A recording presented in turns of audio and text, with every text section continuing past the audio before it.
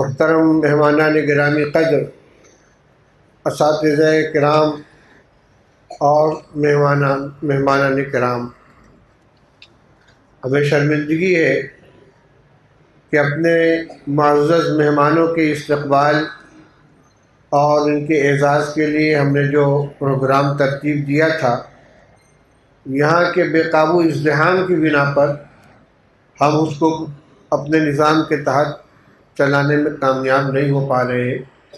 دوسری طرف ہمارے جو اس پروگرام کے میزبان ہیں، ان کا بھی صورتحال دیکھ کر یہ تقاضا ہے کہ اس کو سمیٹ کر فوراً ختم کیا جائے۔ اس لیے جو عمومی پروگرام دارالحدیث کے اندر رکھا گیا تھا، جس کا وقت ہم نے 3 بجے طے کیا تھا، اس وقت تک ان کو روکنا عملاً ممکن نہیں رہ گیا ہے۔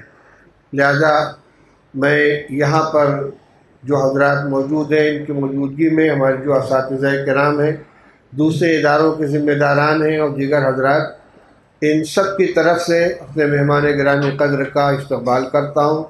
ان کی آمد کا بہت بہت شکر گزار ہوں کہ انہوں نے اتنی لمبی مسافت طے کی اور دارالعلوم کو اپنے پروگرام کے اندر شامل رکھا۔ دارالعلوم دیوبند کا افغانستان کے ساتھ جو قدیم رشتہ ہے وہ ناقابل فراموش ہے، اور دارالعلوم دیوبند سے فارغ ہو کر افغانستان میں علم کی شمع روشن کرنے والوں کی ایک بڑی تعداد ہے۔ ادارے بھی قائم کیے انہوں نے اور دینی خدمات کی ہیں، اور آج بھی الحمدللہ یہ سلسلہ جاری ہے۔ اور میں سمجھتا ہوں کہ حضرت وزیر محترم کی یہاں آمد اس رشتے کی تجدید کا ذریعہ بنے گی اور اس کے اندر مزید وسعت پیدا ہوگی، طلبہ کو تعلیمی ویزا سہولت کے ساتھ حاصل ہوگی، اور دینی علم حاصل کرنے کے جو مواقع ان کو مل رہے ہیں اس میں مزید وسعت آئے گی۔ میں پھر سے تمام لوگوں کی طرف سے، دارالعلوم کے ذمہ داروں کی طرف سے، ارکان شورا کی طرف سے، اساتذہ گرامی قدر کی طرف سے، طلبہ عزیز کی طرف سے مہمان موصول کی خدمت میں شکریہ پیش کرتا ہوں۔ یہ ایک افسوس کی بات ہوگی کہ بہت بڑی تعداد میں طلبہ وہاں ظہر کے بعد جمع ہونے والے تھے۔ حضرت کے استقبال کا وہاں انتظام کیا گیا تھا، لیکن اس بے قابو بھیڑ نے سارا پروگرام تتر بتر کر دیا۔ اس لیے اس موقع پر میں اتنی ہی پر اکتفا کرتا ہوں۔ جو تحریری استقبالیہ لکھا گیا تھا وہ یہاں پڑھ کر سنانے کا موقع نہیں ہے، وہ انشاءاللہ حضرت کی خدمت میں پیش کر دیا جائے گا۔ میں دوبارہ یہاں تشریف آوری پر شکریہ ادا کرتا ہوں اور امید کرتا ہوں کہ آئندہ انشاءاللہ اس رشتے میں اور مزید استواری آئے گی، پختگی پیدا ہوگی دونوں ملکوں کے درمیان تعلقات کے بڑھانے میں، اور دونوں ملکوں کے عوام کے لیے خیر و بھلائی کا ذریعہ بننے میں انشاءاللہ یہ کارآمد ہوگی۔ جی حضرت۔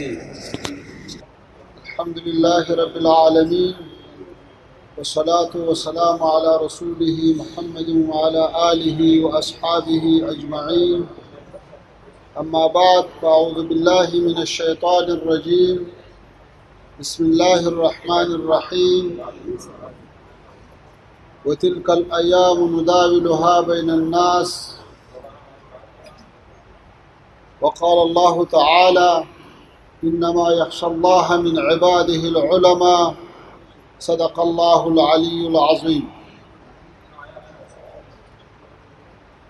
صبت علی مصائب لو انها صبت علی الایام سرن لیالیا۔ دارالعلوم دیوبند کے قابل قدر اساتذہ، مشائخ اعظام، طلباء کرام اور محترم حاضرین، سب سے پہلے آپ کو اور ہندوستان کے تمام مسلمانوں کو افغانستان کے اکابرین، علماء کرام اور عوام کی جانب سے سلام اور نیک تمنائیں پیش کرتا ہوں۔ آپ کی بسعادت اور خوشحال زندگی کا طلبگار ہوں۔ دارالعلوم دیوبند کے مؤسس مولانا محمد قاسم نانتوی رحمۃ اللہ تعالی علیہ اور دیگر اکابرین رحمہ اللہ تعالی کی خدمت میں سعدی شیرازی صاحب کا 2 شعروں کا نذرانہ پیش کرتا ہوں۔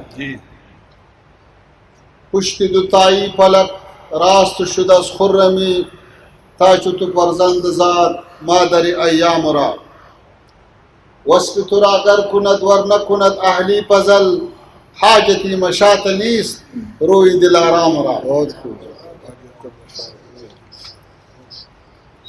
محترم حاضرین، برصغیر ہند کے مسلمانوں اور افغان عوام کے درمیان تعلقات کی تاریخ بہت پرانے ہیں، جو 10 صدیوں سے بھی زیادہ عرصہ پر محیط ہے۔ یہ صرف افغان سلاطین نہیں تھے جنہوں نے اسلام پہنچانے میں اہم کردار ادا کیا، جن کے ناموں سے ہندوستان کے مسلمان واقف ہے، بلکہ علمی لحاظ سے بھی یہ تعلقات اتنے مضبوط ہے کہ ایک دوسرے سے ناقابل شکست ربط اور اتصال رکھتے ہیں۔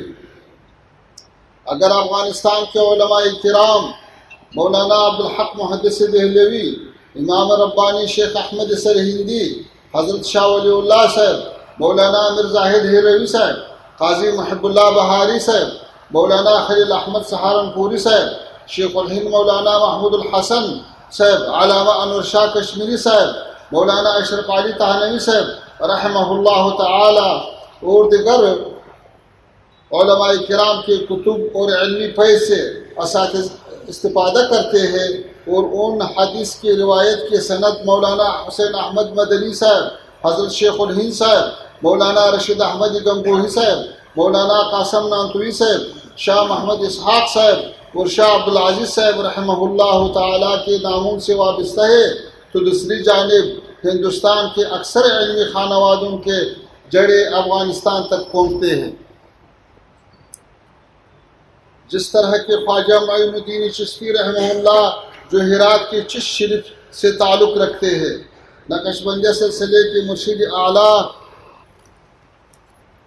امام ربانی شیخ احمد سرہندی جو مولانا فرخ شاہ کابلی کی اولاد سے ہے، اسی طرح مرزا زاہد ہیروی ہے جن کا اصلاً تعلق افغانستان کے علاقے ہرات سے ہے۔ یہ حقیقت ہمیں اس بات کی جانب متوجہ کرتے ہیں کہ افغانستان اور ہندوستان کے اسلامی سماج کے درمیان روابط صرف عقیدے، فکر اور منہج کے اعتبار سے نہیں، بلکہ سیاسی، علمی اور تاریخی قابل فخر مشترکات کے اعتبار سے بھی بہت مضبوط ہے۔ ابھی جب افغانستان میں اللہ تعالیٰ کے فضل سے اسلامی حکومت قائم، امن و امان قائم ہے، ملک کے تعمیر نو کے سلسلے میں علمی مراکز بہی اثر نو تعمیر کیے جا رہے ہیں، اور حقیقی طریقے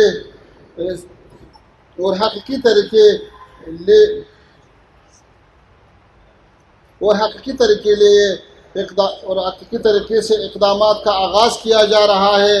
ہوتا یہ چاہے کہ ہمارے اسلامی ملک اور دارالعلوم دیوبند سے طرح دیگر علمی اداروں سے، اس طرح دیگر علمی اداروں سے جیسے بظاہر العلوم سہارنپور، ندوۃ العلماء وغیرہ کے درمیان تعلقات اور آمد و رفت بڑھ جائے، تاکہ ایک دوسرے سے افادہ اور استفادہ آسان ہو سکے۔ دارالعلوم دیوبند کے کارنامے بیان کرنے تک جائے تو شاید دارالعلوم دیوبند کے کارنامے بیان کرنے لگ جائے تو شاید اس کے لیے یہ محفل کافی نہ ہو۔ مختصر اتنا کہوں گا کہ یہ دارالعلوم پوری امت مسلمہ خصوصاً جنوبی ایشیا کے مسلمانوں پر اللہ تعالیٰ کا بڑا احسان ہے۔ آپ جانتے ہیں کہ گزشتہ 2 صدیوں میں ہندوستان سمیت اسلامی دنیا کے اکثر ممالک مغربی استعمار کے زیر تسلط رہے۔ اس آزمائشی مرحلے پر مختلف قسم کے فتنے اٹھے، مگر سب سے خطرناک فتنہ مسلمانوں کے عقیدے،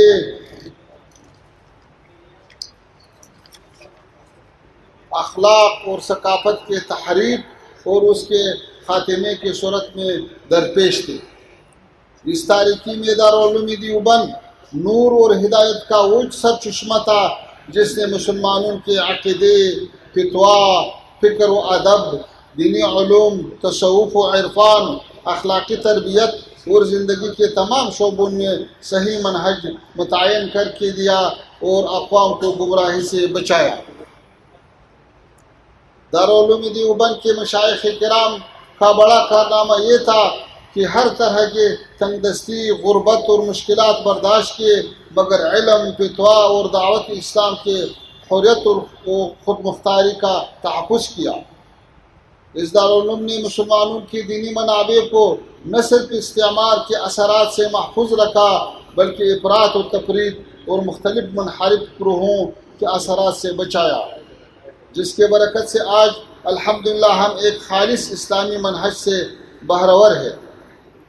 دارالعلوم دیوبند نے مشکلات اور مصائب کے مقابلے میں 1.5 صدی گزرے کے بعد بھی اپنی اصلیت برقرار رکھی، اعتدال کا راستہ اپنایا، علمی امانت کے میراث کا تحفظ بھی کیا اور اپنے اصولوں پر مضبوطی سے قائم رہے۔ تفسیر، حدیث، فقہ، اصول فقہ اور دیگر اسلامی علوم کے متعلق بے شمار کتابیں اور شروحات لکھ کر شائع کر دی ہے۔ دیوبند کی علمی روشنی صرف ہندوستان تک محدود نہیں بلکہ اس نے پوری اسلامی دنیا کو منور کر دیا ہے۔ افریقہ، یورپ اور امریکہ تک بھی اس کے خدمات کا سلسلہ پھیلایا ہے۔ دین سعادت بزور بازو نیست تا نبخشد خدائی بخشندہ۔ محترم مشائخ کرام، یہی علماء ہے جو امت کو بیداری اور عمل کے احیاء کا راستہ دکھا سکتے ہیں اور اسی کامیابی کے افق تک پہنچا سکتے ہیں۔